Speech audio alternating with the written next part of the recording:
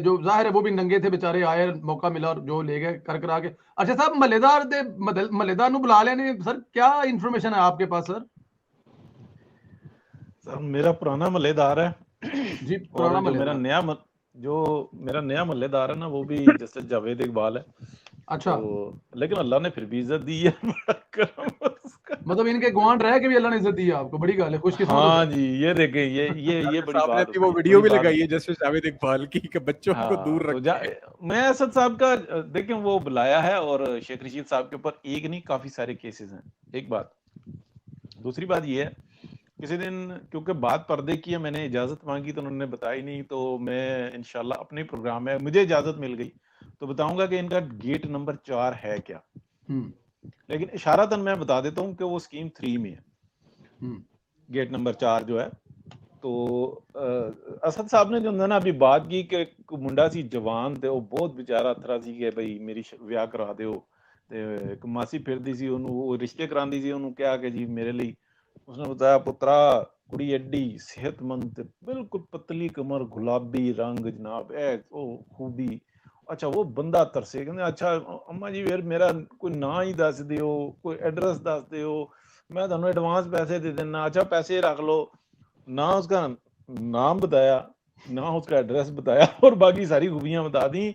اسد بھائی اس کا نام بھی بتائی دیں, کیونکہ ہمارے جو اندر میں نے تو اپنے صاحب کہہ رہے پرانے ہیں اور کہ نئے وہ کہہ رہے محلے ہیں کہ داروں کا وہ نام ہمیں بتایا ہوا. آف لائن بتائیں گے.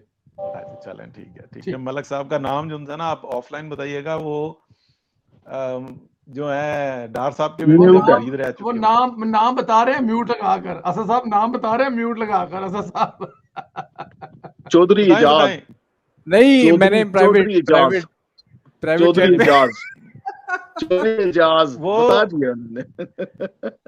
وہ جو ہیں وہ ڈار صاحب کے بھی بڑے جو تھے نا وہ رہے ہیں, اور کیا کہتے ہیں مرید رہے, کیونکہ ڈار صاحب نے ان کو اپنے وقت کے اندر جب یہ ایک پیسے کا بوم آ رہا تھا, تو ڈار صاحب کو نا کیونکہ بہت آنےسٹ ہیں, تو ایسے بہت سارے لوگ جو ان سے تھے نا وہ ڈار صاحب کے قریب رہنے کی کوشش کرتے تھے. ڈار صاحب بالکل نہیں قریب رکھتے تھے, لیکن پالیسیز کے حوالے سے وہ یہ نظر رکھتے تھے, اس لیے کہ آنےسٹی کے ساتھ جو پاکستان کے حق میں بہتر ہوتا تھا نا وہ کرتے تھے. ڈار صاحب کے پاس ایک خوبی ہوتی تھی کہ ڈالر کو کنٹرول کرنے کے لیے پیسہ انویسٹ کرتے تھے ایک بات, اور اس سے بڑی بات یہ ہوتی تھی کہ پیسہ نکال بھی لیتے تھے, یعنی کہ اسٹیبلٹی رکھتے تھے. یہ تو عمران خان الزامات لگاتا نا کہ وہ انویسٹ کرتے تھے, پیسہ لگاتے, تو بھائی یہ بھی تو بتاؤ نا کہ 1 روپے کا آج تک نقصان نہیں ہوا, وہ نکال بھی لیتے تھے. تو اس کے لیے جو نا بہت سارے لوگ ہوتے ہیں. ٹھیک ہے آپ نے پردہ رکھا, ہم بھی پردہ رکھیں گے, ہم بھی یہ رکھیں گے کہ وہ بلیو ایریا میں نہیں ہے, ہم بھی یہ رکھیں گے کہ بھائی وہ اس کے آفیسز ایک نہیں ہے کئی ایک ہیں, اور ہم یہ بھی رکھیں گے کہ رحیم یار خان میں بھی اس کا بہت بڑا جو نا سیٹ اپ موجود ہے, جہاں پہ شہزادے آتے ہیں اور معاملات جو سے نا یہ سارے چلتے ہیں, ہم ہی رکھیں گے. اور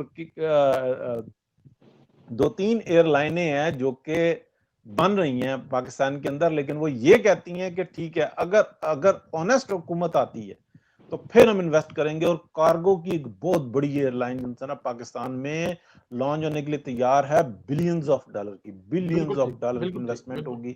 لیکن ان کی شرائط میں سے ایک شرط ہے کہ پاکستان کی جو ریئل جو لیڈرشپ ہے نا وہ یہاں پر آئے, تو ہم پیسے کی ریل پیل کر کے رکھ دیں گے, اور ایسے سامنے پیسے آئے گا, اور یہاں پہ واقعی میں جو نا نوکریاں ڈھونڈتے پھریں گے, یعنی کہ نوکریاں کرنے کے لیے بندے ڈھونڈتے پھریں گے. اللہ کرے جی ایسے ہی ہو, ہماری یہی دعا ہے. خان صاحب آپ سے آخر